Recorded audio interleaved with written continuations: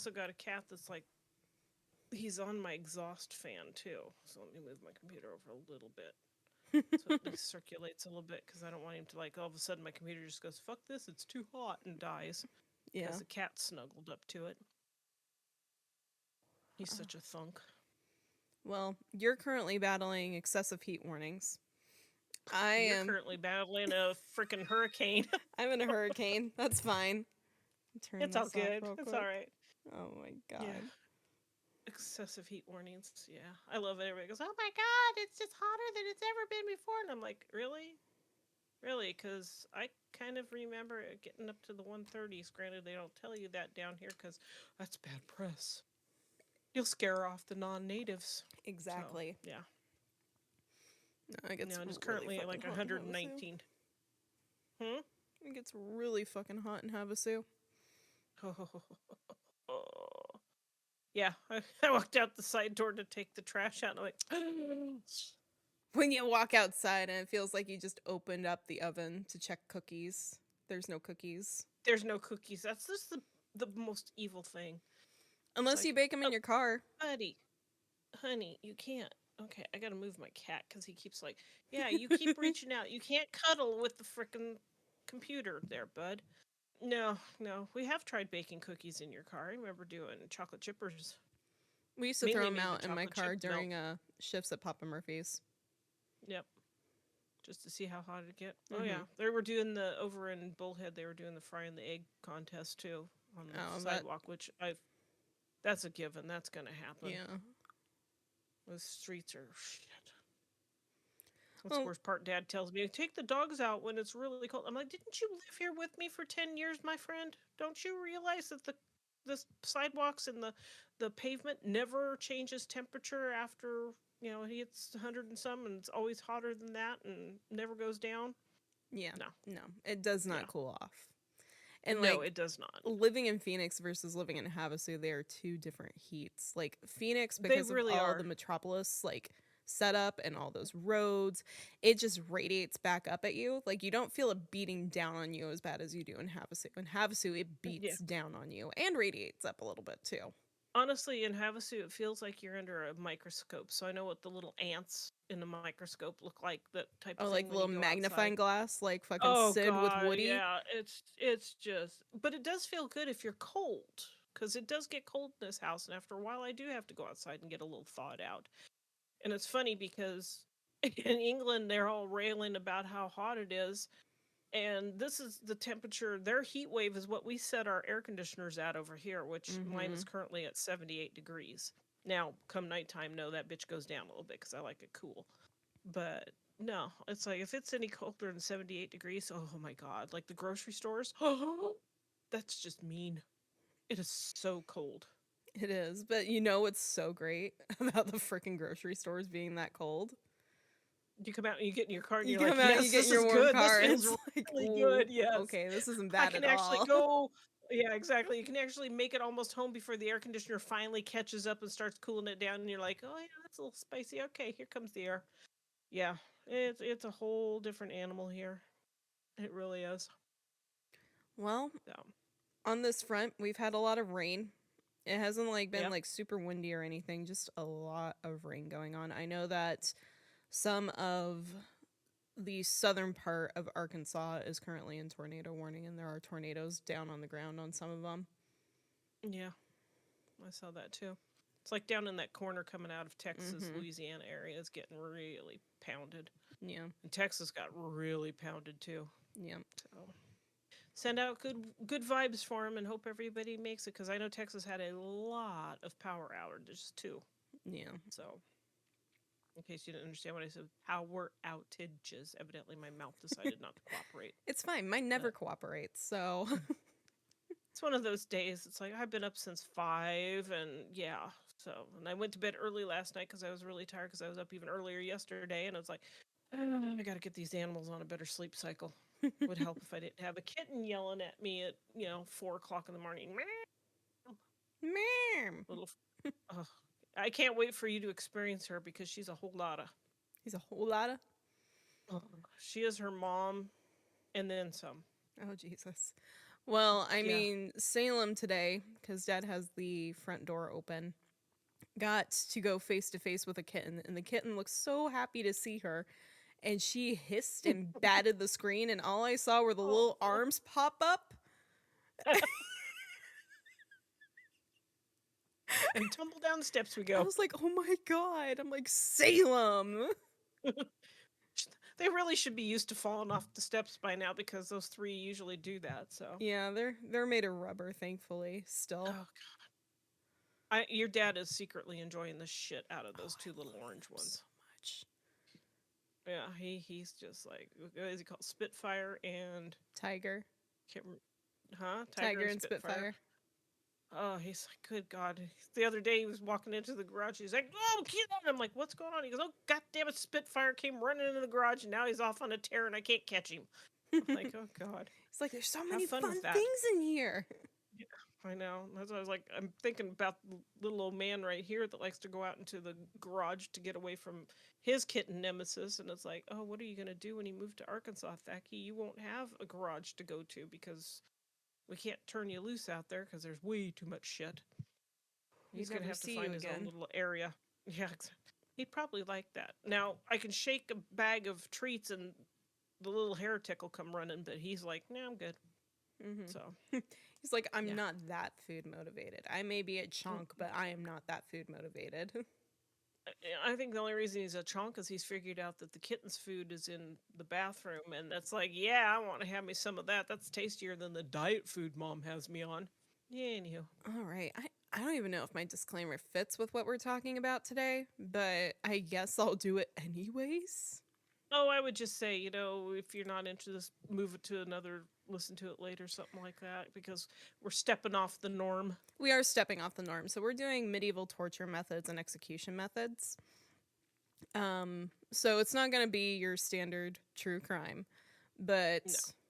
it's just something to give you guys a little break from everything that we've been talking about before Kim and I come back in on the next episode. Oh, lordy. That So, one's going to be a good one, huh? oh yeah, it's going to be great. We're talking about fingerprints. So, if you're interested in that and how that type of thing I was going to works. say a little, yeah, Mhm. a little bit more on the actual studies and stuff. So, Yeah, yeah, taking a little break.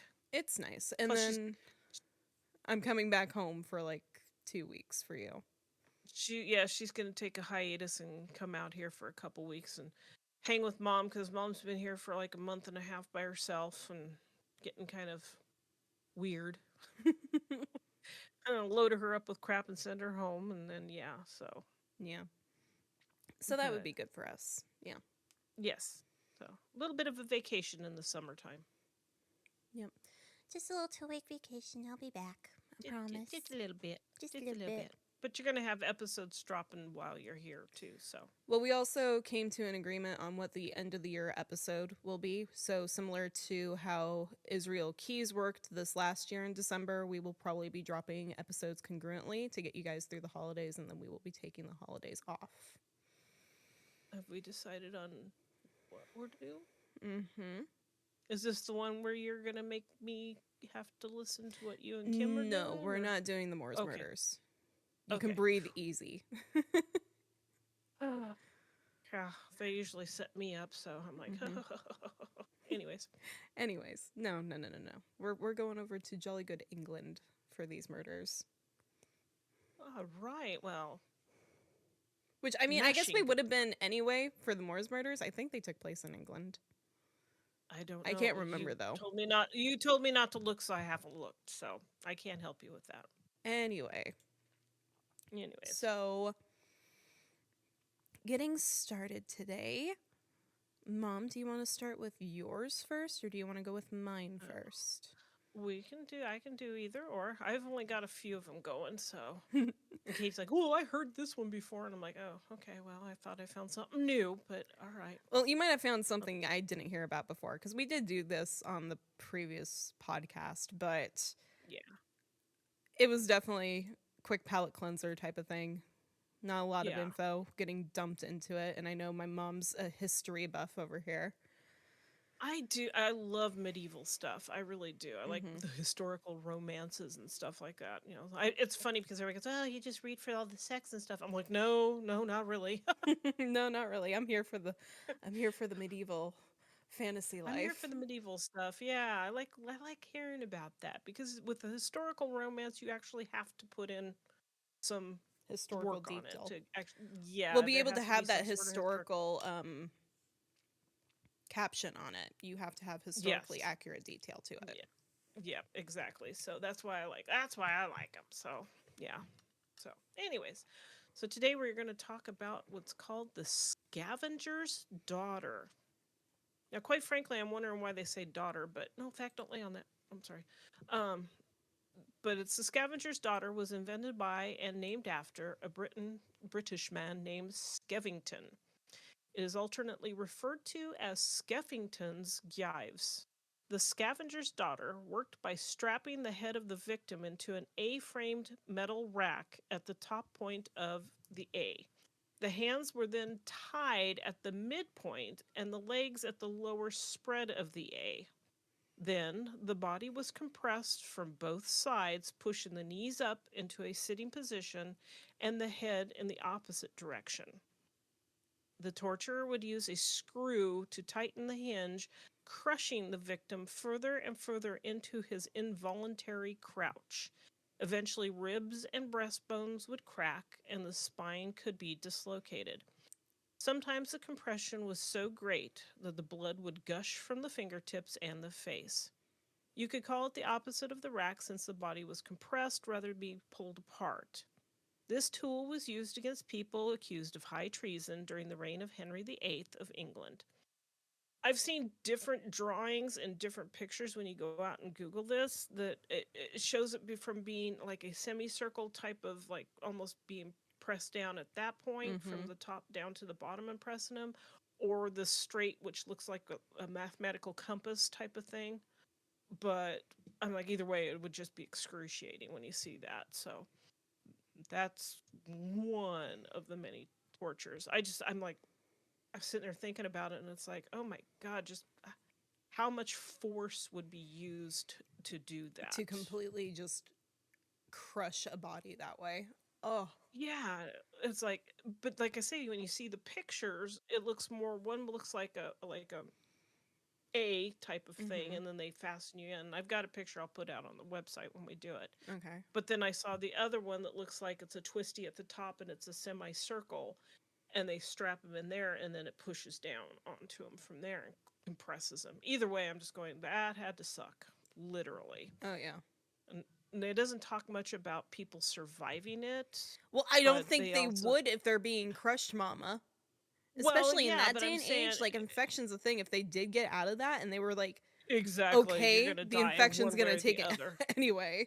Well, and if it's high treason, it's like my thought was is that if it was a torture device, they used it to get the information that they wanted out of him and then killed him another way. But some people are pretty robust and won't go down like that, so they may have survived it or just were crushed to death because they wouldn't tell the king what they wanted to know. So, but that's a scavenger's daughter, and I'm just going, why is it a daughter? I don't know. Why did that name come in? I I don't mean, know. why couldn't That's it, a why? weird. The scavenger's boy. Yeah, I went looking to why they named it particularly after that, and they really didn't have any information. I'm just going, that's kind of why would it be a daughter? I don't know, Mm-hmm. just weird names that they come up with. So All your right, turn. my turn. Well, while we were going through my old notes, we came upon the Schweden trunk, or The who? the Schweden trunk, The Sweden trunk. Oh, that Schweden sounds trunk, sexy. or Sexy. water cure. So during the 30-Year War, which took place from 1618 to 1648, and saw over 8 million casualties in Germany because that's where it was mainly fought at. During this war, Swedish mercenaries weren't paid very well, if at all. They were, however, told they could raid villages and take any valuables from civilians, peasants that they happened upon. Oh, that was nice of them. In order to extort the location of these valuables, the Swedish would create a loathsome, foul smelling mixture an individual could imagine, basically. Boo. Once this mixture was created, the intended victim would be strapped to a board, and this concoction would be forcefully poured down their throat. Damn, that's just mean. The victim would then be gagged, forcing them to swallow. Now, Ugh. this mixture could consist of anything from dirt, human excrement, Mm-hmm. urine, sludge, animal feces, or anything else that the mercenaries could get their hands on. For added suffering, the mixture was often served boiling hot. Oh, well, Jesus. Here, have a shit sandwich. We'll make sure we get it roasty toasty for you. Yeah. Good Lord. That's just mean. So, once a person had consumed enough of the liquid to boil their stomach, they were then kicked, beaten, trampled upon, prodded with sticks, or sometimes they had their stomachs pressed between two wooden boards until their stomach burst, or they handed over their valuables or the location of their valuables. Well, you'd be fucked if you didn't have anything of value. Mm-hmm. The torture was Nice. depicted in many paintings and works of German literature after the war and is referred to as the Schwedentrunk, which literally translates in German to the Swedish drink. Ugh. According to the Quite German, frankly- you I was gagging gonna over say, there. quite frankly, I'm trying not to. I was gonna say, quite frankly, as a Swedish person, I'd be going, I don't want to be associated with that shit. Uh-huh. So, Now, according to German writer Hans Jacob Christophersen von Grimmelhansen, Jiminy. I know, I'm like, Jesus Christ. Holy shit, here we go. Let me just pull out a little Hold bit of on. my Norwegian literature because it's not that far out of German. It's a Oh my lot of the good same Lord, dialect. that was a lot of name for one person. It was. Yeah. He described the use of the Swedish drink as they laid the servant tied on the ground, stuck a plywood in his mouth, and poured a milk bucket filled with nasty dung pool water into his body, which they called the Swedish trunk. Oh God. There's little other historical testimonies of the use of the Swedish drink, and some groups believe that it may have been propaganda of the time to make the opposing side seem more barbaric in their torture methods. I can However, hope. according to the infographics show, it's likely that this was a torture method that did exist and many people died from it. It may have also No, been the really? initial steps into another torture method called the water cure. The water cure is a form of torture that saw the victim being forced to drink large quantities of water in a short period of time, resulting in gastric distension. Distension. Yeah. Yeah. Resulting in gastric distension, water intoxication, and many times death.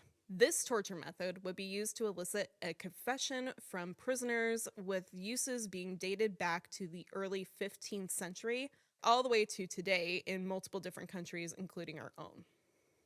Yeah. Water torture.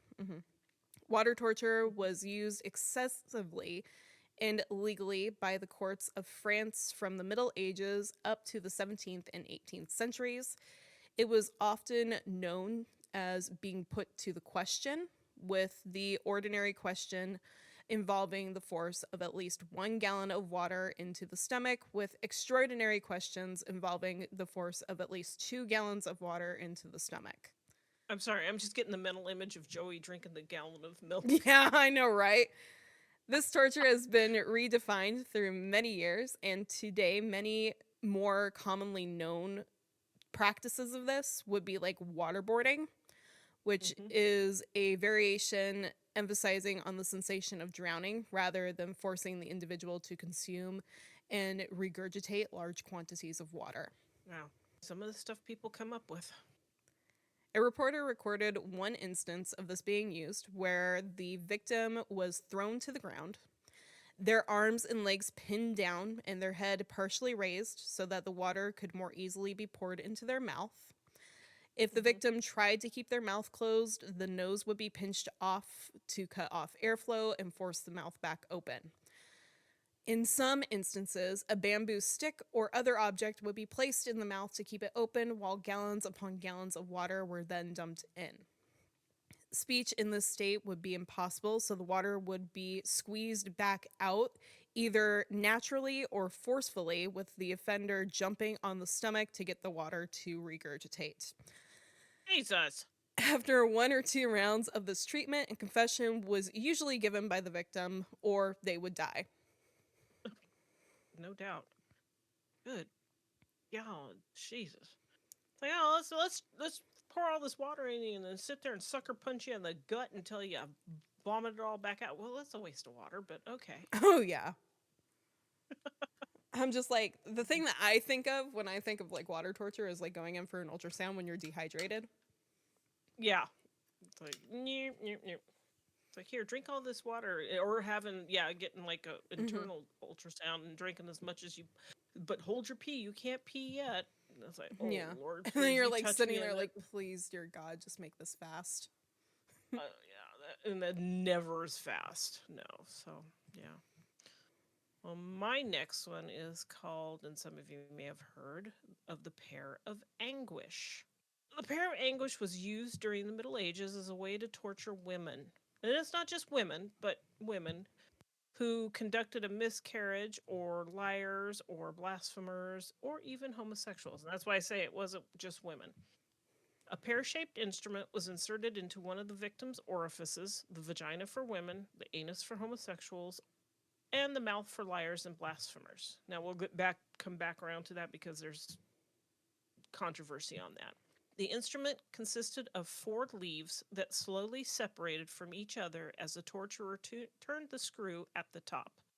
It was the torturer's decision to simply tear the skin or expand the pear to its maximum and mutilate the victim. The pear of anguish was usually very adorned to differentiate between the anal, vaginal, and oral pears. They also varied in size accordingly. From all accounts, it's sounding like this didn't actually exist, which they have pictures of it, so it had to exist. And I find it hard to believe that it didn't, but that's just me. Um, and that the choke pear did. And according to contemporary written accounts, if the pear of anguish saw any use at all, then it actually went into the body at the other end, which means it went into your mouth, kind of like when they say the Hmm. liars and blasphemers. A few sources from that period that make any mention of it usually call it the choke pear, and it wasn't a torture device in the usual sense. And I'm sorry. If we can think of it that way, I'm pretty sure It was other used that people way thought at of it to one use that point. way too. Yeah. Yeah, I'm like, come on. Instead of the pair of anguish might have actually been used to keep robbery victims for calling for help, that they stick it in their mouth to shut them up. Which I've seen people, I've seen in movies where they actually shove a light bulb in your mouth Mm-hmm. and have your hands tied, and eventually your jaw will shut it down. So, and crush it, and he choked to death on that. But this device was pushed into the mouth and expanded, like basically the pair of anguish was. But then the victim was unable to get it out without a key, preventing them from calling the police. I'm like, rude.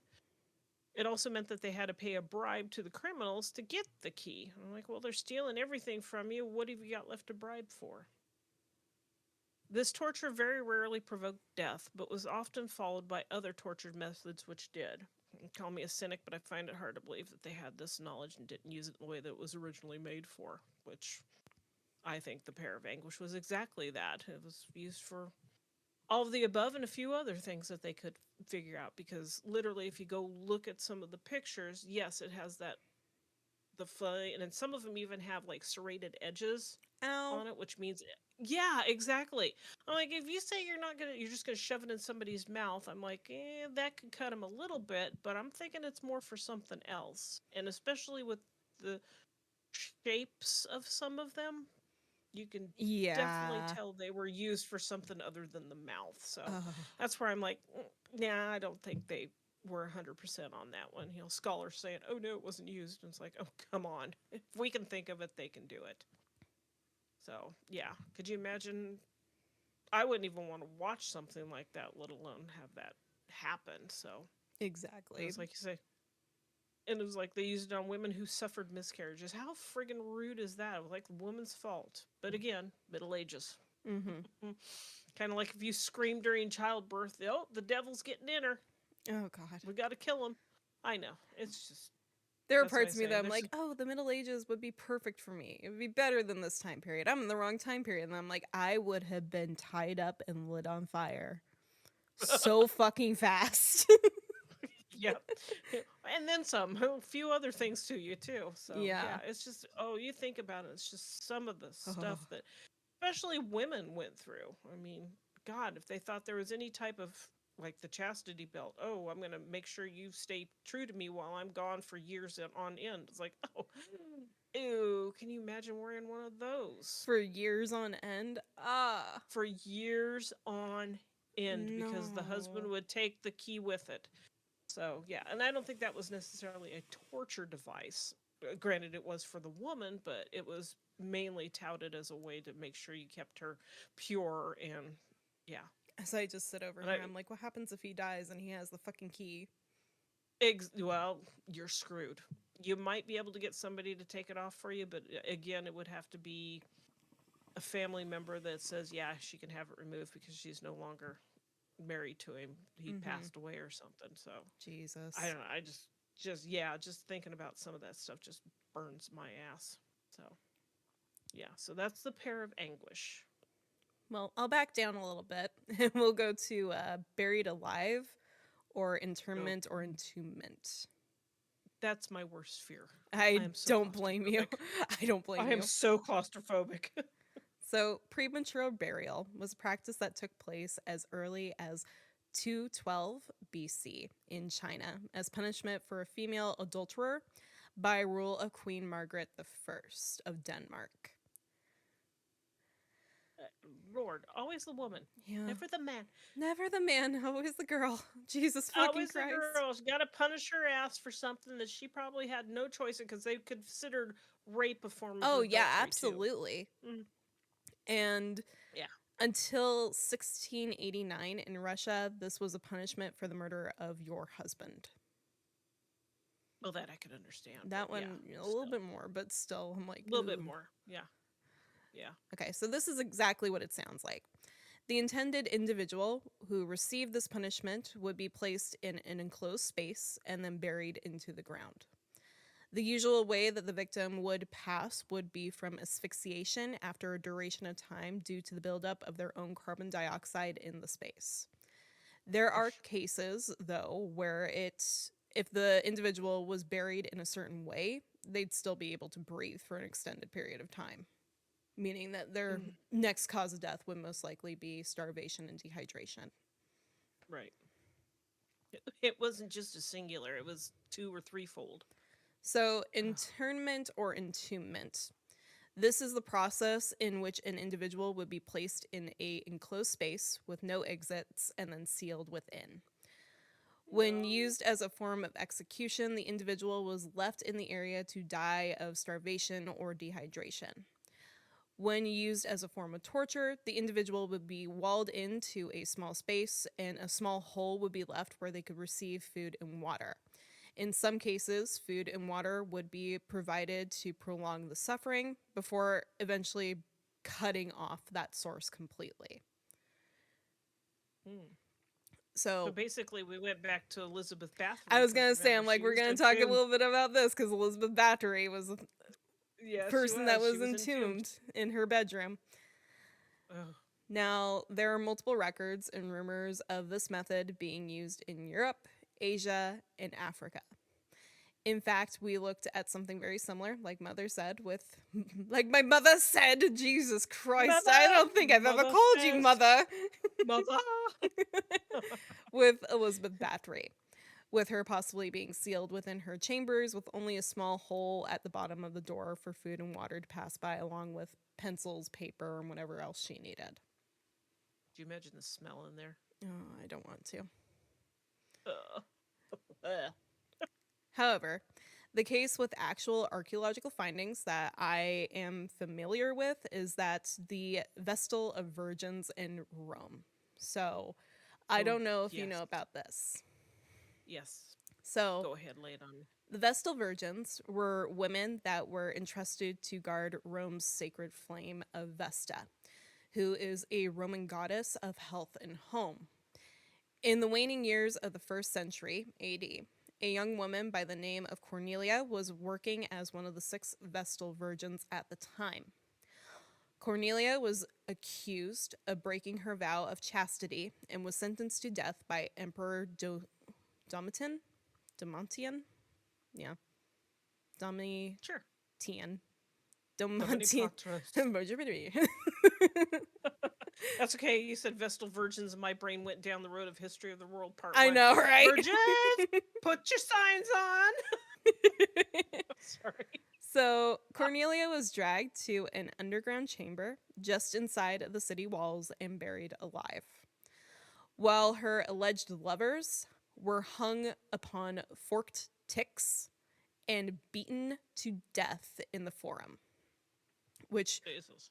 would have been a common place for people to go view executions. And yeah, I go watch. That's a good source of entertainment for the common folk. So, it was documented by a lawyer in that time, one Pliny the Younger, that the priestess was most likely innocent of her accusation that was placed upon her. That the execution was merely a way for the emperor to demonstrate his vigorous tyrannical justice. I was gonna say, I bet you anything it was they wanted to punish some dudes that did something or said something. Therefore, they used her so that they could get to She them. was mainly a scapegoat for what was going on. Yes. And it was Pliny the Younger, not Pliny the Old Elder. Nope, it was Pliny the Younger. Okay, because there is a Pliny the Elder. I remember that. Yeah, he was 61 to 112 AD. Wow. Maybe he Yeah. became Pliny the Older as he went into old age. He might have. He may have. That may have been. I'm not up on my current history. I'm sorry. Slacking on that one a little bit. But yeah, that was. I'm sorry. The Vestal Virgin part. Just I immediately my brain went to Madeline Kahn. Virgins, Way too put your many. signs up. That's all. No entry. I love Harch time. Much time rush.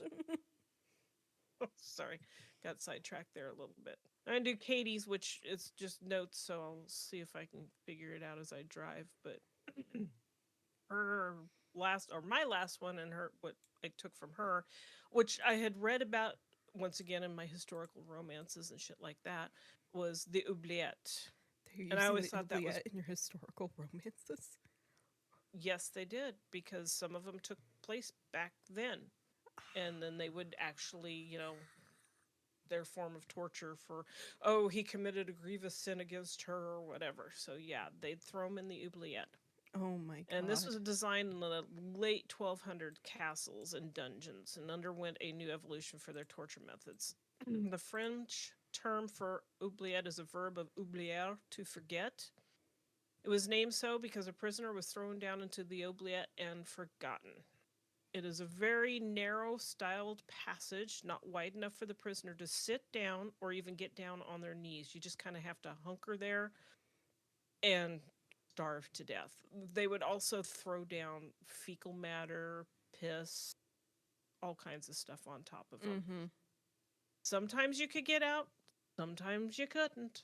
But yeah, all they could do is basically tilt their head back to see a gate far above. But so the oubliettes were built within the walls of upper floors of the castle rather than in the dungeons. Now, I also read it was in the dungeons too, so that victims could hear and smell the life of the castle as they would slowly die of deprivation and unspeakable conditions.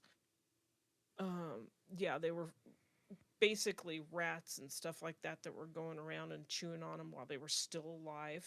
Mm-hmm. Oh, just yeah. Um, it was found in Leap Castle, located in Ireland, that not only was a very bloodthirsty history itself, but also claimed to be one of the most haunted places in Ireland. Had an oubliette. Built around 1250, the castle itself had seen multiple attacks, sieges, massacres, and battles between the feuding clans of the O'Banions and the O'Carrolls who occupied the castle, during which time it is presumed that members of the rival clan who were captured would be thrown into the oubliette. That's just one of the many things that they did to them. Mm-hmm. At the bottom of Leap Castle's oubliette were several sharpened wooden spikes pointing menacingly up from the floor, 8 feet below the trap door. If a prisoner was thrown into oubliette, they would most likely be badly injured or quite plausibly impaled on one or more of the spikes, only to suffer horribly as their life slowly ended. Now, if you want to see, I can only think of one right offhand that comes to mind. If you've ever seen the series Last Kingdom, they actually show an oubliette there, and it's in Wales, if I remember right. But I Mm-hmm. don't know which castle they used for it. So, um, but yeah, if you want to see it, that's actually a really good series too. Yeah, if I remember correctly, going through Europe on my side of things, we saw a couple of oubliettes in the castles that we went into.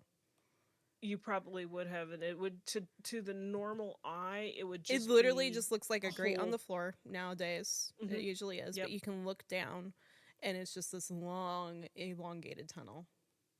Yeah. And it's literally, you just kind of slip down there and you were stuck because I can remember reading a few things of people being rescued from them. But for the most part, they were like shoved down there because there really was not any room, Mm-hmm. and they would be forced into it, so they absolutely could not get forced up. Sometimes they'd have their hands over their heads up above, so that would be an extra form of torture that, you could never lower your arms and legs or move or any. It's just kind of a gnarly ass torture when you think about it. Oh, And yeah. like I said, some of them they actually put them in the floors of the dining hall so that people could throw offal and stuff like that down at them, and bones, and like I say again, dog pee and human excrement and all that. So it's just horrible. It was just a horrible, horrible torture. Absolutely. Hmm. I'm sweaty. Don't know why. It's only 120 degrees here. Are we Go ready for ahead. my last one?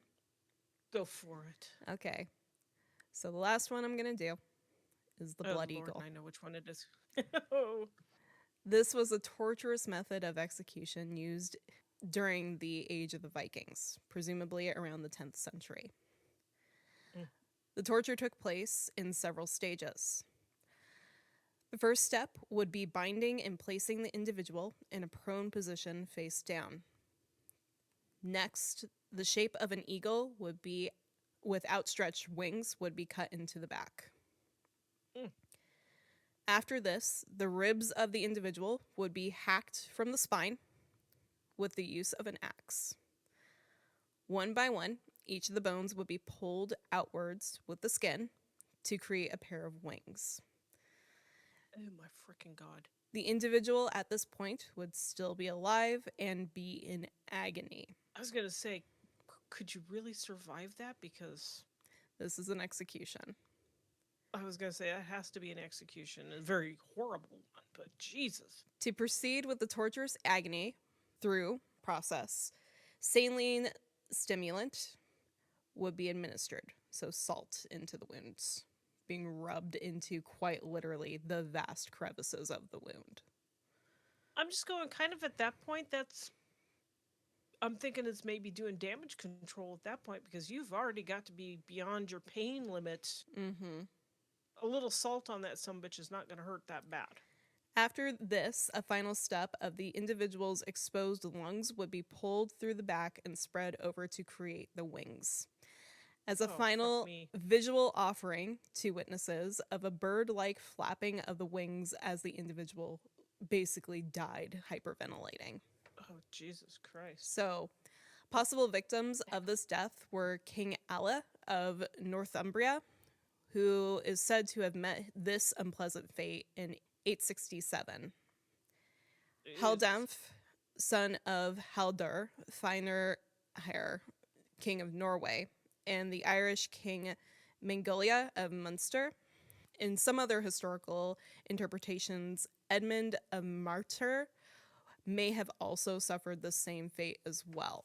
However, with some problems to the claims and others supporting throughout this entirely grotesque way of execution, it's possible that this is just a theatrics like we see on the Vikings uh, TV show, like docuseries.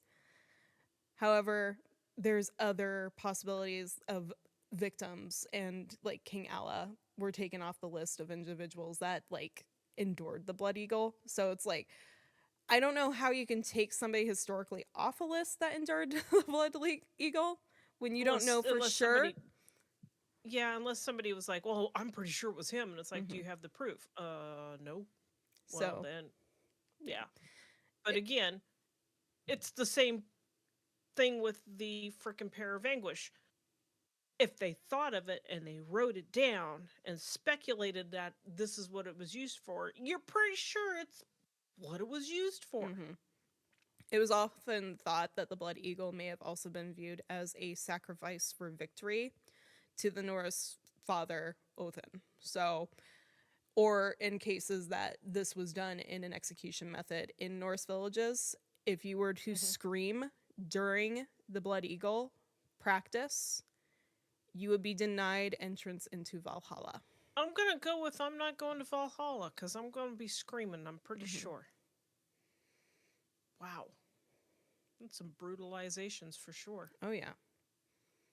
It's like, again, I just keep saying if they thought of it, it had to have been done already because I know some of torturous stuff that the Native Americans have done that you just kind of go, no freaking way, and it's like, oh yeah, Well, yeah. considering the Norse Vikings were the first technically to land on American soil and meet the Native Mm-hmm. Americans, kind of wonder if we traded secrets because they taught us how to braid our hair.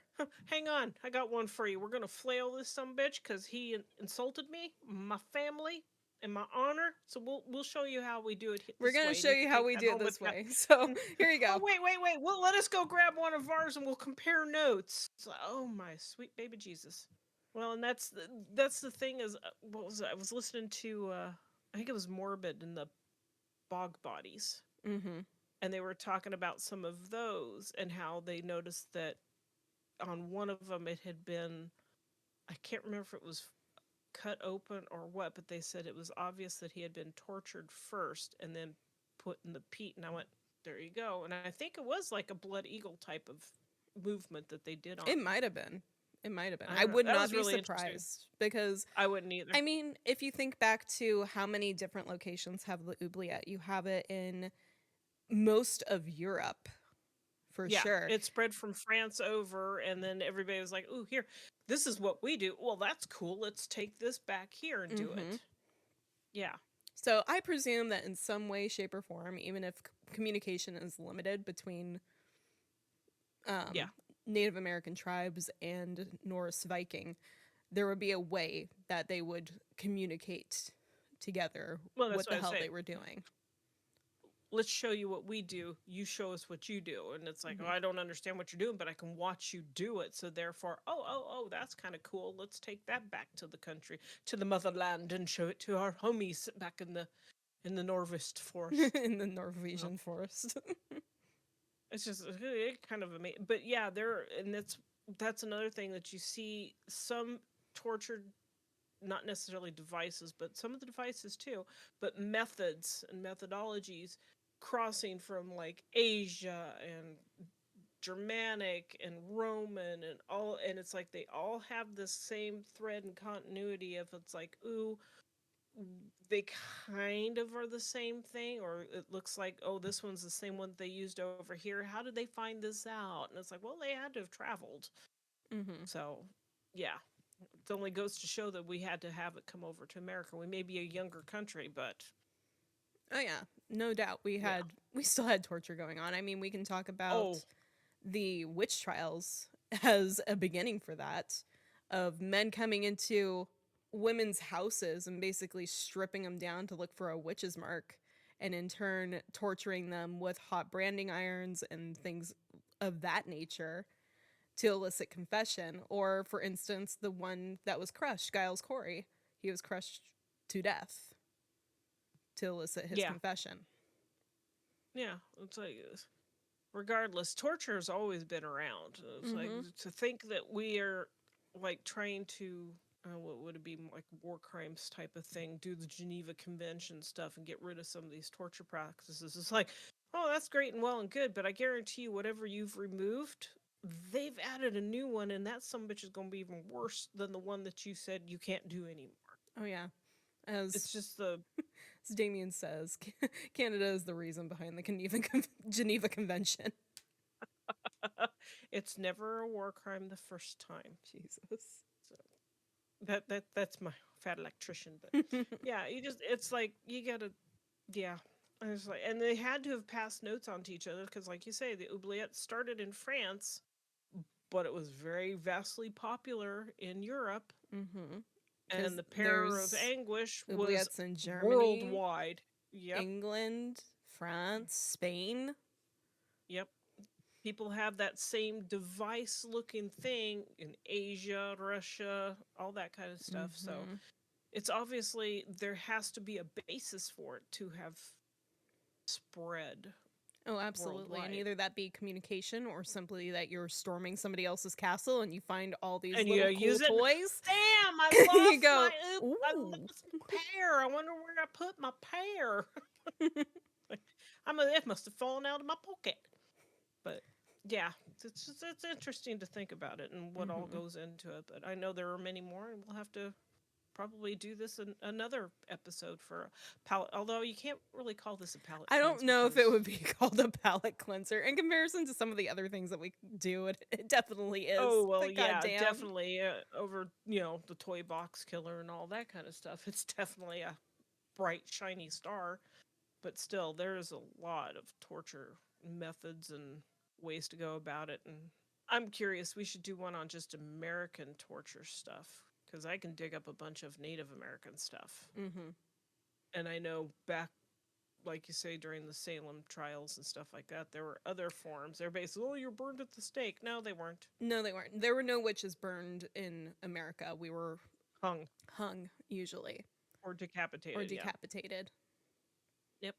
And then, in instance of Salem, I believe, there was a crevasse, so they didn't even grant those individuals a proper burial. Basically, they would hang them from a noose and then throw them into the crevasse Hmm. to decay. That was it. Yeah. Yeah. Because they weren't allowed on Sacred ground. sanctified ground. Mm-hmm. Yeah. So, oh, yeah. Well, like I said, there's always other ways around stuff. If they say you Mm-hmm. can't do it this way, by God, you'll do it that way instead, type of Oh, thing. yeah. So, everybody modifies it. Got to put their special spin on it. But yeah, no, it's fucked up. We will definitely be covering the Salem witch trials and a couple other ones that took place on the east coast of the United States as we move forward because they are big, gigantic cases. Holy shit. Should get started on that for your Halloweeny stuff. My Halloweeny stuff. I already have somebody started for my Halloweeny stuff. Who's that? Vlad Tepes. My brain just went, huh? Vlad Dracula. Oh, you're doing Tepes. Vlad the Impaler? The Impaler. Ah, Vlad. Mm-hmm. Look forward to that. Your little Easter egg coming up in October. Ooh, fun. Oh, you gotta do the. Oh God, the cat's looking at something. She wants to jump on. That's frightening. What are you after, kitty cat? Oh, I swear, it's a circus over here. It's a good time though. It's a good time though. We have fun. It's a good time. Ha. Well, I'll have to dig and find a few more things that maybe you haven't heard of because I know you heard the pear and the scavenger's daughter and of course the oubliette. So Yeah. I'll have to dig deeper and see if I can find some. Well, I stuff didn't hear the that's- scavenger's daughter before. That one's new to me. You hadn't. That one's new That to one me. was new. Mm-hmm. That one just I'm like, just being squished, compressed. That's yeah. No, just make it That quick, would- man, please. And then my brain went, what movie did I correlate that to? I don't know. My mind goes to Saw with the like compression walls. Oh yeah, that one would do it, but no, my brain was going to Phantasm with them little some bitches in the Oh, canisters that they no, no, crush no, them no, down. no, no, no, no, no, no, no, no, no, no, no, no, no, thank you.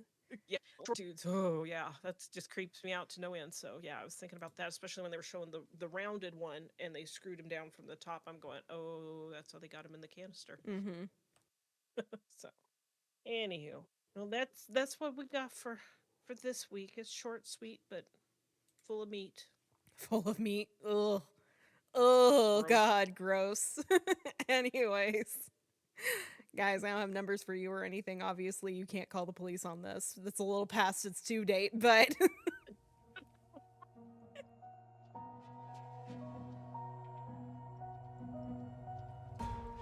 thank you again for listening to Spattered. Please make sure to follow the show on Facebook and Instagram at Spattered Podcast and on X at Spattered Pod. If you're enjoying the show, make sure to follow and leave a 5-star rating on Spotify, Apple Podcasts, Amazon Music, or wherever you get your podcasts from. If you're watching on YouTube, like this video, subscribe, and ring the notification bell to be notified when the show goes live or drops a video. As always, if you have a case request, any questions, or are interested in sponsoring the show, please email me at spatteredpodcast@gmail.com.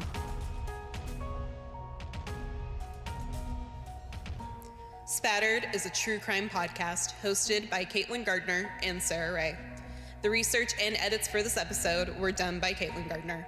All the music for the show was done by Lucio Cardenas. We'll see you next time. Stay safe out there. And remember, the truth is always in the blood.